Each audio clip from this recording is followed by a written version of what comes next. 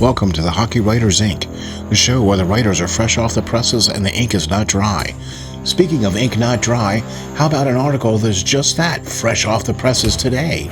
Who, if anyone, should the Flyers look to add now that Myers has re-signed? A stick save as Lance is shooting from the hip on the next great piece, the good, the bad, and the ugly of the Flyers prospects that are currently playing around the world. Hi, guys. Welcome back to another episode of the Hockey Writers Inc. I'm your host, Lance Green. You can follow me, as always, on Twitter at LNGBASSIST, the numbers 39, if you would like. All right. How you doing, Lance? I'm doing all right. How about yourself? Oh, man, I'm doing great. I'm your co-host, SteelFlyers. You can follow me on Twitter at SteelFlyers52. Boy, do we got some great stuff for you on this one. First thing we'd like to do is start off by saying congratulations, my man. 7 weeks in a row to the Bleacher Report, right? All Yeah, right. man, you got it. That's 7 weeks in a row. All right, all right, all right. We'll take that, man. How about that? For sure. Moving and shaking and growing, and oh boy. And boy, have we got some guests going to be lined up for y'all coming up. Oh my, oh my. We had Bill a couple weeks ago. We got another one coming up for you here real soon, and I think you guys are going to like it. So, we got two big articles. Let's get right into it, my man. In All article right. number one, speaking about fresh off the press. Woo! This one was so fresh, it's hot. In fact, it's so hot it came out today. Oh, okay. I like it. I like it. So, who, if anyone, should the Flyers look to add now that Myers has been re-signed? Okay? Now, that was just released today. And I have to agree with you. Getting Myers signed was a big. All right. Got that one in the books. Cool. We're ready.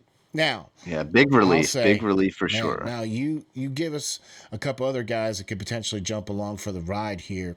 And in the article, you mentioned what I feel is an interesting point. And you point out that the roster you feel is not yet complete. And why is that? Well, guys, I don't think it's complete for a couple reasons. The Flyers still have about $2.2 million roughly in cap space. That's more than enough to sign another person or two that could help the team. And I think that's important more so this year than any other year because of guys, COVID. Let's face Yeah, it. yeah. If you look at the NFL, it's ripping through the NFL. They're still carrying on, but guys are missing games. A week or two of games even. So depth more than any other time is essential this year, I believe. Couldn't agree with you more on And that one, man. yeah, and to go along with that, I think with the long layoffs and nobody really being able to hit the rinks like they really want to, I think that this quick start, whenever it does happen, it's looking like it might. Yeah. It These guys, certain ones, haven't had the ability to get in there to the rink like they need to and really compete in game shape. And I believe with this quick start, you're going to see some injuries, guys. And with injuries occurring, like we learned last year with Nolan Patrick being out all year and Lindblom being out with cancer, there's going to be holes in the lineup. And I think depth is going to be necessary. Yeah. No, look, I'm all for that. And I do agree with you 110% that we're going to need, and of all the years to have a fast start, the Flyers really need to concentrate on that this year, I think. We, For sure. especially with it, if what they're talking about being the 56 game season and things of Yeah. that nature, and the whole setup that they're talking about, which we'll get into.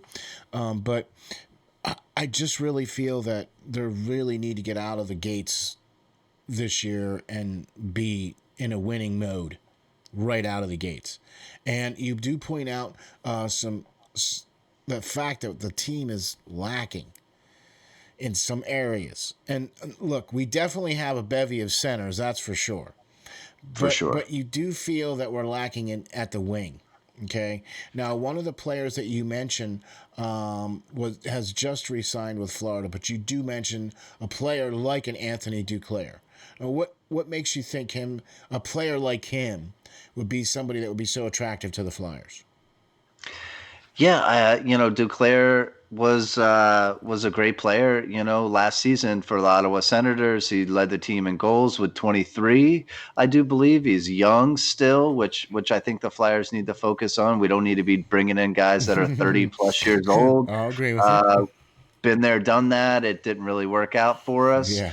Um, you know, and I think somebody like a Duclair type player would be a great fit. Duclair signed for about 1,700,000, which is well within our means. It would have been a nice addition, but I don't think we were the right fit for him. He doesn't play the greatest defense, and wanted to be more of a role. Yeah. In their team and be more of a first or second line guy, which he wouldn't be here. So No, he wouldn't. No, and he definitely will be that in Phil or in Florida, for for sure. sure, Especially with the loss of Huffman. You know what I mean? As far as what we know. All right? right. Okay, I see your point. Okay, but you also mentioned Brendan Polarin or Pelini. Perlini, Perlini. yes. And in your piece, what do you think that he brings to the table? What makes you think that he's somebody that the Flyers, instead of Anthony, maybe we should look at Perlini? Well, Brendan has a lot of good points here, guys. He's kind of a forgotten gem in the sense. He's definitely going to be an affordable goal scorer that's out there still, and there's not many. Being so late into free agency, he's a former first round pick, guys. He's 6'3" and 212 pounds. Ooh. As we keep going on here, Yeah. guys, and saying we think that the team needs size, and he definitely has it. He made just 874K last year, and I think with the kind of year that he had with Detroit last year, the whole team was horrible and tanking.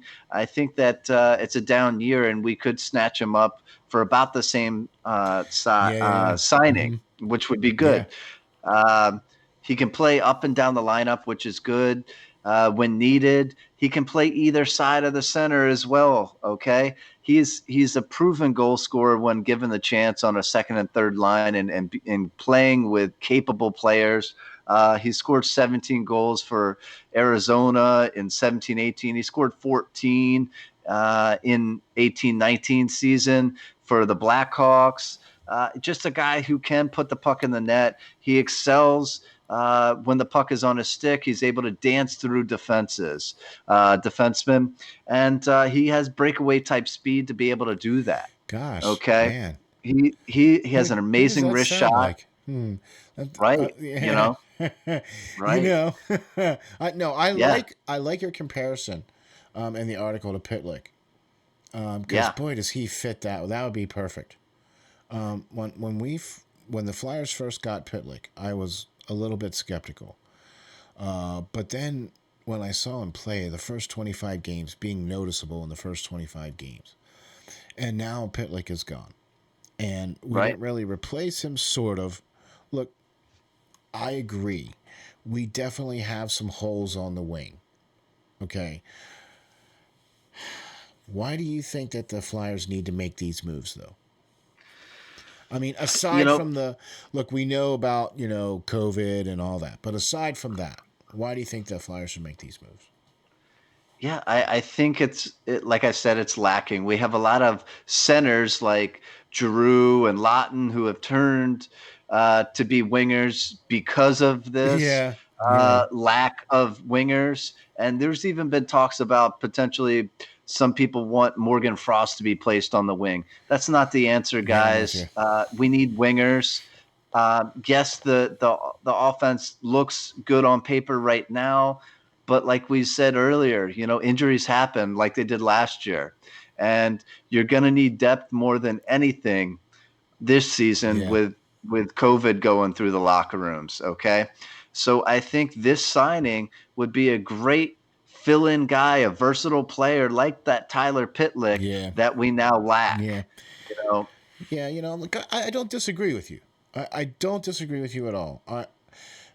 especially with what potentially could be going on here with the league coming back and also their happiness, which we're going to get into in a little bit. But and I agree that we are lacking the wingers, and look, you can't keep doing that because Claude Giroux was the one exception, right? Yeah. Where he was able to go back and forth, and he was able to play at an all-star level as a winger and an all-star level as a centerman.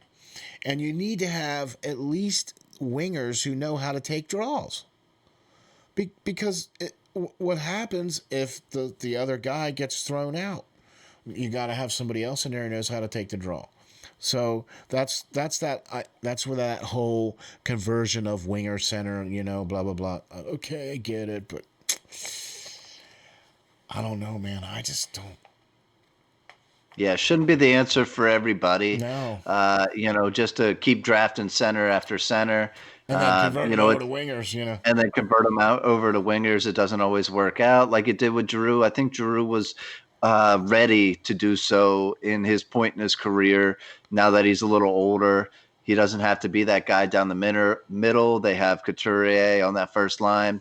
And now they have Kevin Hayes, and hopefully Nolan Patrick comes back healthy and can be that guy. Right. So, And Scott Giroux can Lawton. do that. Yeah. Yeah, Scotty Lawton's there. So, Giroux can potentially take those face-offs still when needed, but after the face-off is done, he can slide on over the wing where he doesn't have to be, so much into the game. He can just wait along the boards until he gets a nice pass or whatever. Yeah, right. Look, I'm not disagreeing with you at all.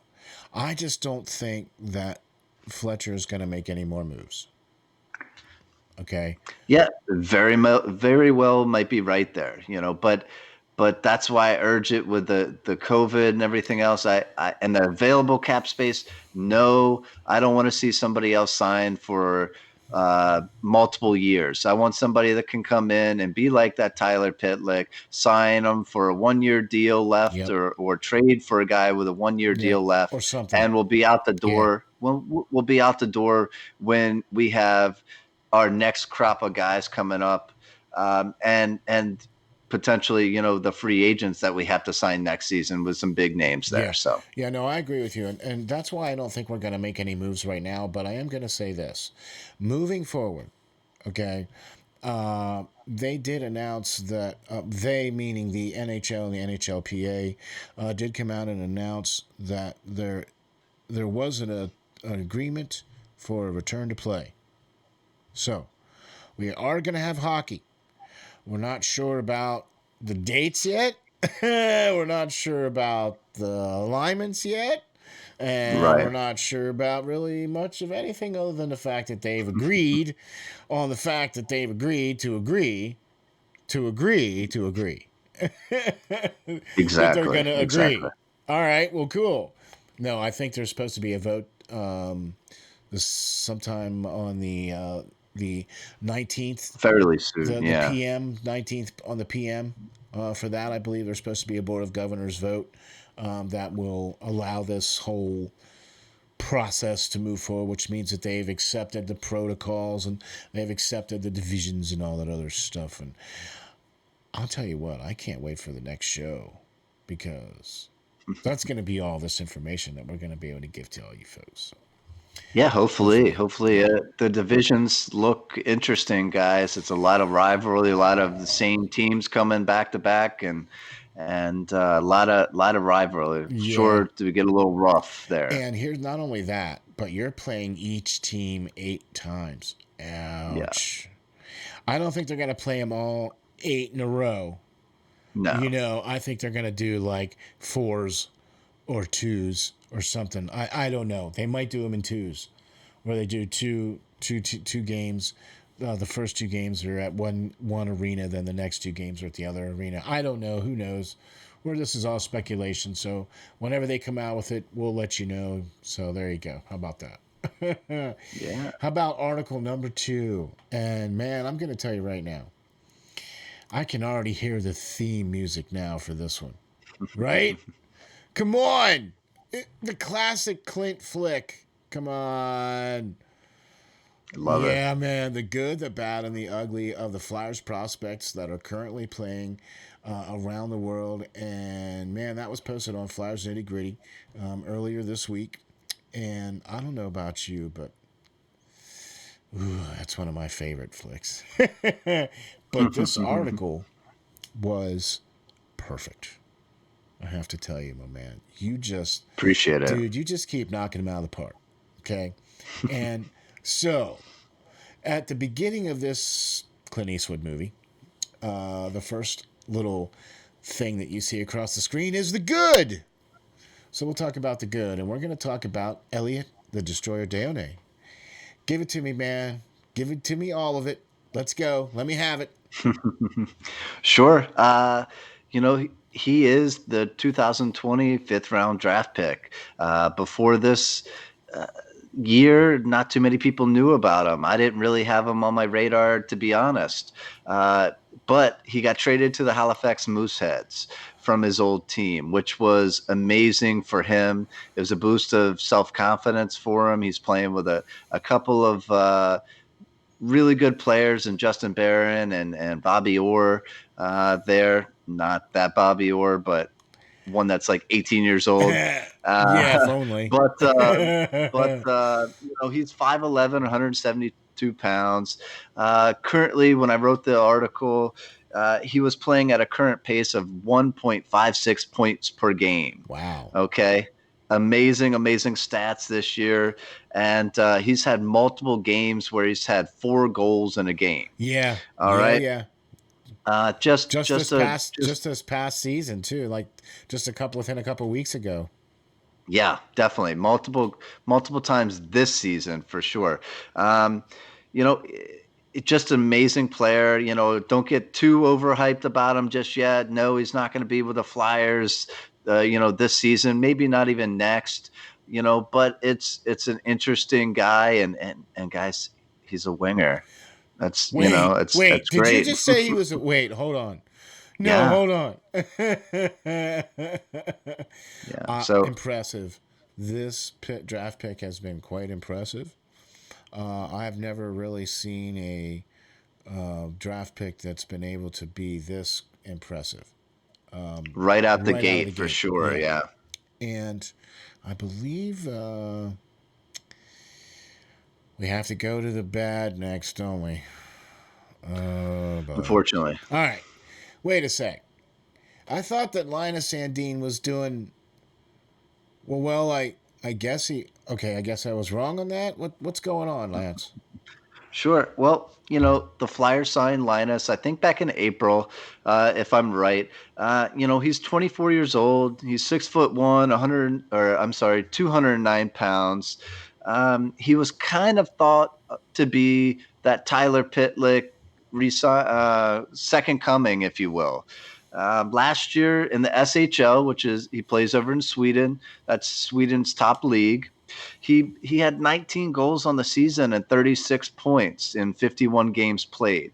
That's quite the feat. He was Yeah, in the top 5 in all statistics. that's pretty good. So that's great. He plays an amazing net front presence, the kind of thing we saw from maybe a Scott Hartnell, Wayne Simmons, John LeClaire, if you will. Yeah, So that's a much needed style that the Flyers currently lack on the roster. for sure. So he's an exciting player, but last season he was averaging about 0.70 points per game, but it has dropped drastically. He's playing just above a half a point a game, Wow. which isn't bad, but you just signed him to an entry level contract with the hopes that he'd be in the NHL this But season. he's 24. So you don't want to see that, you know, uh, downslope in his game. You wanted to see him continue to build on in that same league that he played in last season, and it's not really there. He was a plus player last season. He's a -4 this season, so it's not such a huge drop in production, but it's kind of got me wondering, is he going to be that player, or is he going to need some AHL time? He's, I believe, back, stateside now, and hopefully ready to go. So, we shall see. The verdict's still out there on him. It does kind of seem like, and that's the thing. I mean, 24. I mean, how much more time do you need? You're 24 years Yeah, old. If you haven't got it figured out by now, I yeah, mean, that's just kind of how I think about it. for You know sure. what I mean. Look, I understand about giving guys a chance, and that would be great if we could get to see Linus as that particular player for the Flyers. That would be great. I would love to see that.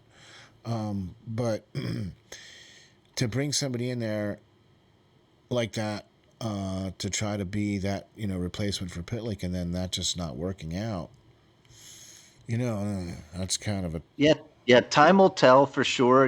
I'm definitely pulling full on for him. So hopefully he can get over here and get in with the club and right. take off. But Yeah, it's kind of got me worried right now with his play in the SHL.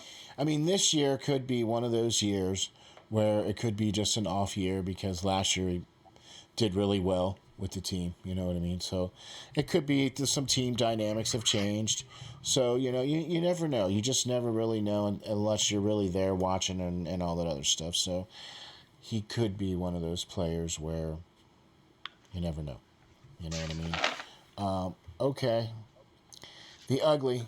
And now we're not talking about Tuco, right? From the movie, No. right? Oh, never mind. Okay. So the second round draft pick from 2020, Emile Andre, not doing so well. Not really. He's 5'9", 181 pounds. Last year, he excelled in Sweden's top junior league. He had 11 goals and 27 assists for 38 points, a near point per game average from a defenseman. Looked to be quite impressive. Yeah. Yeah, but um, not so much this year. Okay. He's still out there. He still can move the puck along the blue Yeah. line, and still helps out cycling the puck in excuse me, on the power play. But he's moved up to the SHL this year, which is again the top league. He plays with Linus Sandin on HV71 in that league, Yeah. but in the 20 games that I took at and took a look at this season, uh, he's only got 3 assists in the SHL, and he's a minus player. So second round pick guys, you want to see those guys really, really catching it and really, really progressing on in their game, and he's kind of took a step back. His size may be a factor here. Maybe I don't know. He looked like a guy, a man among boys, if you will, in the junior leagues. But now he looks like a boy among men in the SHL. This Is is all I his can first say. year. This is his first Yes, year in the SHL, right? Okay.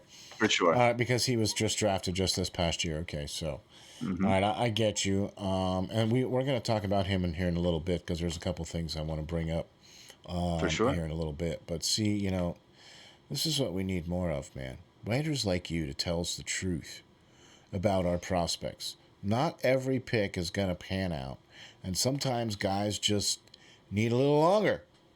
I For mean, to sure. come around. I mean, you agree, right, Lance? Yeah, definitely. Not everybody's going to develop at the rate we want them to, or else every pick would be in the NHL year one. That simply doesn't Nope. happen. So And if it does, well, we's in then you're dreamland. hoisting a Stanley Cup. Yeah, Yeah, exactly. On a regular basis. right. Oh man, I'll tell you what. Some of the prospects that we've talked about, including the one that we just mentioned here, are a couple of them are 2-3 years away, right? I believe so. Yeah. Yeah. You know what I mean? Look, it's great to talk about prospects and it's great to talk about these young players, But you and I both know, and everybody else on the whole planet who follows hockey knows, that when you draft a player in the NHL, they are at least, unless they are a number one draft pick or a first round draft pick, unless they're that, or the second coming of Gretzky, they're not playing. And they're at least 2-3 years out for the most part, right? Yeah, on On, average, on yes. average, okay? So, we can only get better, right? I mean, we talked about some good and the bad and the ugly, but we can only get better from those two, right? Yeah, I think so. I wouldn't write him off just yet for sure, but it is a little worrisome, especially with Sandine. I would think, Yeah, I'm with you on that. Yeah, that does you kind know, of center warming. with the expectations that most of us had for Yeah, him. yeah. And then with his age and not being able to live up to those expectations, yeah, I'm with you on that one, my man. Okay, so this is the other thing that I wanted to get into here a little bit. And we are looking at the World Juniors coming up here in the next little while A here. little Yeah, bit, in the yeah, next little yeah. bit. And the Flyers have been blessed with 3 players that are going to be making it to this tournament this year. And one of those players that we just talked about, who hasn't played very well, is Emil Andre, right? And he's going to be representing his country coming up in the World Juniors. And I believe it's Cam York, right? Cam York and Bobby Bobby Brink Brink. made it for Team Yep. USA. Yeah, Okay, cool. yeah. So that's exciting. Michigan's big D man there, and Denver. One of their top scorers. We're gonna see what they can do for the old US of A. Sadly, though, Tyson Forrester got cut. Our first round pick from Team Canada. And our newly signed defenseman Mason Millman Got. also got Yeah, I cut, know. but I think that was due to COVID or Yeah. something sketchy or Yeah. something. Not sure that he had it or whatever, but that's what the underlining said. Okay. So But still, yeah, Tyson Forster getting cut. Look, I think that it was the fact that he was a little young, and the fact that he hasn't played very much lately, and has not been able to do much of anything. He's not playing currently right now, right? yeah, no, he's not. So that would tend to lead to guys, in the Quebec Major Junior Leagues may get a chance or whatever. The guys that have been playing, obviously they're going to be ready to go sooner. So we shall see. Doesn't mean that he's any less of a player. We all know that Canada is very deep every year. So Right. No, that's what I wanted to say that too about him, because even though he's a first round draft pick for the Flyers, the fact that he's that young and the fact that he was going to the Canadian junior team, which we know how utterly just stacked that team is every year, so to crack that line up in your first year of being drafted and all that stuff, and you're still only what, 17, just barely going to be 18 here, the mm, chances of you cracking that lineup, especially the Canadian team, was, well, slim and zero. Unless you were the second coming of Gretzky. yeah. I don't see Tyson Forster being the second coming of Gretzky. No, he's definitely plays a different style of game too. Tyson's going to be there, and he's going to be a phenomenal player. I think as we said in past shows, he was my pick to be drafted for the Flyers, Mm-hmm. and he's my number one guy on my list, and I think the Flyers knocked it out of the park when they selected him. I have to So agree. Oh no, dude, I have to agree with you 100%. I really thought that he was definitely the right pick for the Flyers at their number one draft pick. So I'm agreeing with you 100%. What about Cam York? Do you think Cam York is going to be able to, and Brink, both being on the same team? So that gives them a little bit of team camaraderie there now. mhm. What do you think about those two? I like what Cam York did. He took time this offseason to put on weight and put on muscle. He hit the weight room and he looks Yes, he stronger does. this season for Michigan. Yeah. And that's what I personally really wanted to see out of him. He was a little gangly, going through, yeah, but he seemed to put on the weight. And Brink, we'll see what he does. He got injured towards the end of last season, and he looks to Yeah. be, back in full force for Denver. So we'll see. We'll see what they do. I'm excited, to see them both play for Team USA, and hopefully they can have a good showing there, and maybe bring home a medal for good old US of A. Wow, wouldn't that be nice? I mean, look, I'm excited to watch these. I for the last 3 years now, I've watched these tournaments, and I was never really one to be into some of the prospects playing and things of that nature. But boy, I'll tell you what, the way that they've put the game out there, it has been really impressive, and I really enjoy watching the games, and I really enjoy watching the players. And now that I have a much more vested interest in the players, I'm watching them more now with more interest.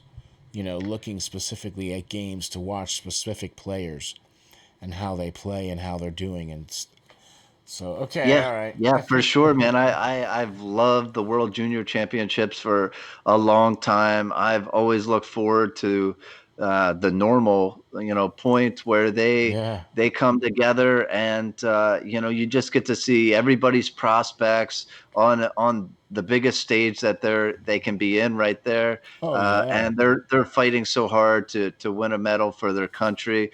Team Canada, like that is a must, and you're nobody if you're not bringing home a medal, and it's not gold for that matter. Yeah, exactly. Up there, you let the team down if you win. If you let your country down if you win a silver medal. So these guys play hard, and it's just an interesting time to see where your team's prospects are versus everybody else's. It's really neat, and I enjoy every game. Yeah, no, I'm looking forward to it this year more so than I've been in the last few years, just because now I'm watching players now that, like, I remember watching Couturier and Gostisbehere playing in the World Juniors, and man, that was exciting to watch those games. So that's how long I've been watching the World Juniors now. Is since Couturier and Gostisbehere and some of them guys were in the World Junior Championships. That's how long I've been watching them, and I really enjoy watching the college hockey and stuff like that too. So that's really been another thing too. That man, the draft picks that the Flyers have been playing very well with their respective college teams. You know, and that's something else that I wanted to just kind of briefly touch on too, because right now college hockey is not really a focus. No, not too many folks are focusing on that, and I think they should be, because I think college hockey could be just as exciting as college football. I tend to agree. I love college football too, like the rest of us. But college hockey, man, they go out there and they bang. They play every game.